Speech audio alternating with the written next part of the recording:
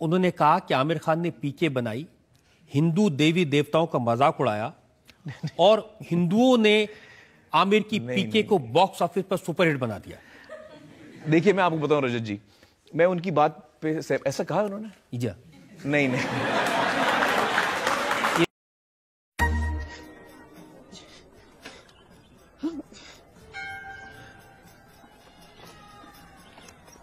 भाई साहब, ये भगवान का बैटरिया खत्म हो गई है का? थोड़ी देर चले फिर लुल हो गए। क्या मतलब नया बैटरी लगा दो, किधर लगता है? लगाओ। अरे भैया, इसमें बैटरी नहीं पड़ती। तो काम काहे नहीं कर रहा है? मैन्युफैक्चरिंग डिफेक्ट है का? अरे कोई डिफेक्टिव पीस नहीं बनाते भाई हम। ये भगवान को आप बनाए? जी हाँ, अपने इन हाथों से। आप भगवान को बनाया कि भगवान आपको? भैया, भगवान ने हम सबको बनाया है, हमने तो सिर्फ इनकी मूर्तियां बनाई हैं।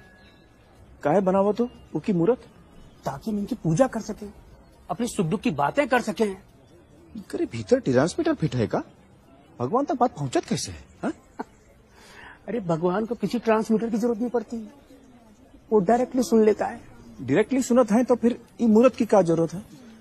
अरे क्या करूं इसका यार, धंधा बंद करवाएगा क्या? मुझे लगता है उनको गलत कोट किया गया। उनका जो एग्जैक्ट सेंटेंस है वो ये है कि जिन हिंदुओं के देवी देवताओं का मजाक उड़ाया गया, उन्हीं हिंदुओं ने पीके को बॉक्स ऑफिस पर सफल बनाया। उन्होंने कहा आमिर को तो शिकायत होनी ही नहीं चाहिए इस मुल्क से कोई। मुझे तो कोई शिकायत नहीं है मुझे शिकायत है ही नहीं, और मैं जावेद साहब की बात से सहमत नहीं हूं। मुझे लगता नहीं कि राजू जी जो फिल्म के डायरेक्टर हैं, जो लेखक हैं, या अभिजात जोशी जो इस फिल्म के लेखक हैं पीके के, ना उनके मन में कभी ये बात थी, ना हम जितने एक्टर्स थे उसमें, अनुष्का, मैं, बमन ईरानी, हम जो फिल्म बना रहे थे उसमें किसी भी मजहब का हमने मजाक नहीं उड़ाया। पहले और ले लूं। स्वामी जी, मेरा आग्रह है आपसे, अगर आप अपना जवाब थोड़ा छोटा रखें, क्योंकि हमारे पास वक्त बहुत कम है, कई मसलों पर हम चर्चा कर पाएंगे। अगला सवाल मेरा आपसे है, जो मैं आपसे बहुत विनम्रता से पूछना चाहता हूं। क्या आज आपको लगता है, चाहे आप राम की बात करें, कृष्ण की बात करें या साईं बाबा की बात करें, इनमें से किसी की भी पूजा नहीं होनी चाहिए?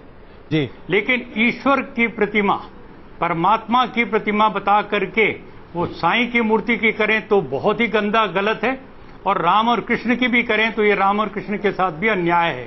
राम और कृष्ण ईश्वर भक्त थे जी, उन्होंने कभी दावा नहीं किया कि मैं ईश्वर हूं और मेरी पूजा की जाए, ऐसी कोई बात नहीं है। बताऊं, कोई वेद मंत्र नहीं है जिससे किसी मूर्ति में जो जड़ है, पाषाण है, उसमें प्राण प्रतिष्ठा हो सकती है।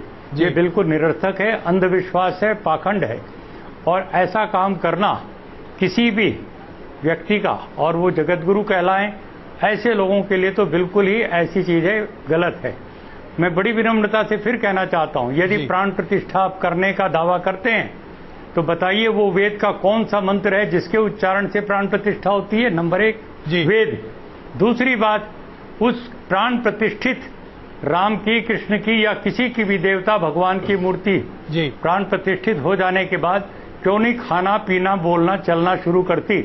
जरा प्राणवान होने का थोड़ा सा तो परिचय दे। वो आपने बता दिया वो प्राणवंत हो गई मूर्ति जी। अब उसके बाद आपने लोगों की भीड़ इकट्ठी की और परमात्मा का अवतार पूजो जी, ये कह करके चढ़ावा इकट्ठा करना शुरू किया।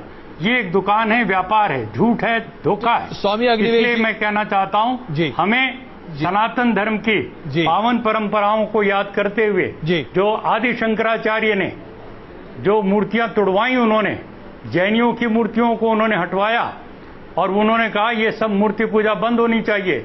मैं आदि शंकराचार्य का, मैं नहीं, महर्षि दयानंद ने जो बयान किया, जो उनका बखान किया है जी, मैं नतमस्तक होता हूं आदि शंकराचार्य के बारे में। मैं कहना चाहता हूं स्वामी जी, हमारे देश में मूर्ति पूजा नहीं थी। बिल्कुल स्वामी जी, करते हैं। स्वामी अभिदेवेश ने हर सवाल का सफाई से बेबाकी से जवाब दिया। मैं पूछना चाहता हूं, आप मूर्ति पूजा में मानते भाई साहब? जी मानते हैं। क्यों, आपको लगता नहीं गलत है? आप क्या हिंदू है? जी। आपके मजहबी किताब में लिखा है, छंदों के उपनिषद में, चैप्टर नंबर 6, अध्याय नंबर 2, श्लोक नंबर 1, एकम अद्वितीयम, खुदा एक है, उसके अलावा कोई नहीं है। लिखा है श्वेताश्वेतर उपनिषद में, अध्याय नंबर 6, मंत्र नंबर 9, नाच्य से कसी जनिता न चदीपा, उस ईश्वर, उस भगवान का कोई रब नहीं। उसके कोई वालदेन नहीं। लिखा है श्वेता उपनिषद में चैप्टर नंबर 4 मंत्र नंबर 19 में, न तस्य प्रतिमा अस्ति।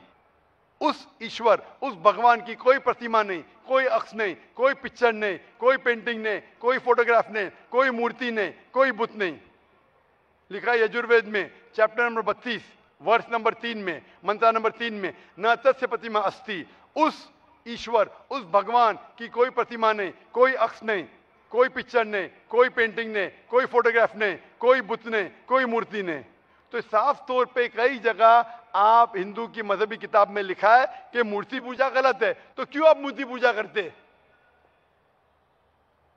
भाई साहब जी, इस बारे में मुझे सही तालीम नहीं है, मुझे थोड़ा वक्त चाहिए। मैं इतने हवाले दे रहा हूं कि आपको लगता है कि मैं फेंकते जा रहा हूं।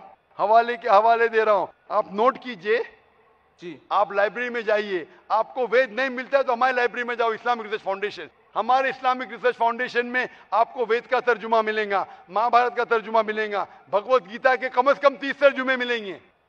हमारे पास कंप्यूटर सॉफ्टवेयर है, आप क्या जानना चाहते हैं वेद के ऊपर बटन दबाओ, मिलेगा आपको। किधर लिखा है मूर्ति पूजा हराम है? बटन दबाओ, कंप्यूटर में निकलेगा बाहर। वेद के कंप्यूटर सॉफ्टवेयर है, बाइबल के कंप्यूटर सॉफ्टवेयर है, कुरान के कंप्यूटर सॉफ्टवेयर है, हदीस के। तो मैं आपसे दरखास्त करता हूं कि आप रिसर्च कीजिए कि खुदा एक है, रिसर्च कीजिए कि मूर्ति पूजा गलत है, रिसर्च कीजिए कि आखिरी पैगंबर मोहम्मद सल्लल्लाहु अलैहि वसल्लम है। और मैं दुआ करता हूं कि आपको हक जल्दी मिलेंगे ताकि आप इस दुनिया और आखिरत में सफलता पाए। शुक्रिया।